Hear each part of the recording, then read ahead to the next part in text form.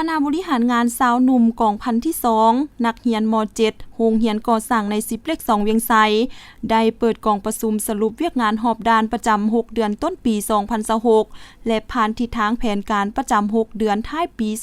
2026จัดขึ้นในตอนค่ำของวันที่2มิถุนายนปี2026นี้อยู่สโมสรโรงเรียนโดยการเป็นประธานของสหายพันโทพัฒน์พรมณีหัวหน้าการเมืองกองพันมีสหายพันโทจันโทศรีปาพรหัวหน้าแผนกสาวหนุ่มโรงเรียนมีคณะนำสาวหนุ่มห้องการกองพันตลอดฮอดสมาชิกสาวหนุ่มทั่วกองพันเข้าร่วมสหายร้อยเอกอานีเซินธรรมวงศ์เลขาคณะบริหารงานสาวหนุ่มกองพันที่2ได้สรุปคืนการเคลื่อนไหวในระยะ6เดือนผ่านมาคณะบริหารงานสาวหนุ่มได้เอาใจใส่ศึกษาอบรมการเมืองนำพาแนวคิดให้สมาชิกเป็นกกมีสติตื่นตัวประกอบส่วนเข้าในทุกขบวนการของกรมกองเสื่อมซึมเข้าใจต่อแนวทางเปลี่ยนแปลงใหม่ของพรรคกฎหมายของรัฐมูลเสื้อของชาติของพรรคของกองทัพและของสาวหนุ่ม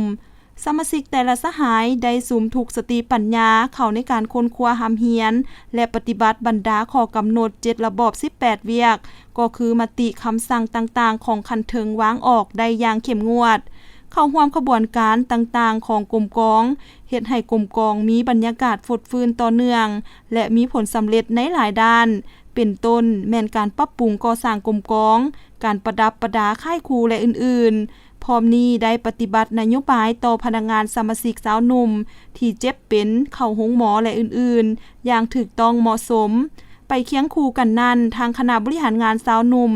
ยังได้สุกยูสมาชิกสาวหนุ่มออกแหงเพิ่มพูนผลิตผลตามทิศ4ปลูก4เลี้ยงที่กรมใหญ่ภารธิการวางออกในนี้ปลูกพืชผักชนิดต่างๆได้ตามฤดูกาลทั้งหมด 3,200 กิโลเป็นเงิน16ล้านกีบนอกนี้ยังมีเวียกงานปิ่นอ้อมอื่นๆของสาวหนุ่มก็มีผลสำเร็จเป็นอย่างดีจากผลงานดังกล่าวสามารถสร้างได้สาวหนุ่มน้ำหนา4บุกจำนวน166สหายแข็ง92สหายกลาง11สหายกองประชุมยังได้ผ่านทิศทางในต่อหน้าและพร้อมกันประกอบคำคิดคำเห็นแลกเปลี่ยนถอดถอนบทเรียนอย่างมีเนื้อในลึกซึ้ง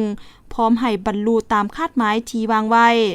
โอกาสนี้สหายพันโทพัฒน์พรมณี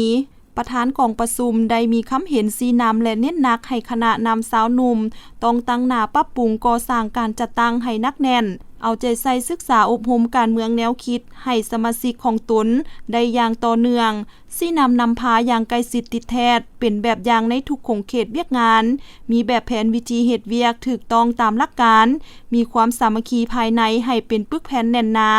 ออกแฮงแข่งขันกันดุมันห่าวหันเข้าในการค้นคว้าหำเฮียนสร้างตนเองให้มีความรู้ความสามารถเข้าร่วมในขบวนการต่างๆของสาวหนุ่มของกรมกองให้ฟดฟื้นต่อเนื่องยกสูงสติต่อการจัดตั้งมีระเบียบวินัยและพร้อมกันปฏิบัติบรรดาข้อกำหนดกฎระเบียบของสาวหนุ่มของกองทัพก็คือของโรงเรียนวางออกให้เข้มงวดสร้างสาวหนุ่มน้ำหนา4บุกให้ได้หลายขึ้นลื่นเก่าพร้อมกันนำเอาแผนการไปจัดตั้งปฏิบัติให้เกิดดอกออกผลและเป็นรูปธรรมตัวจริง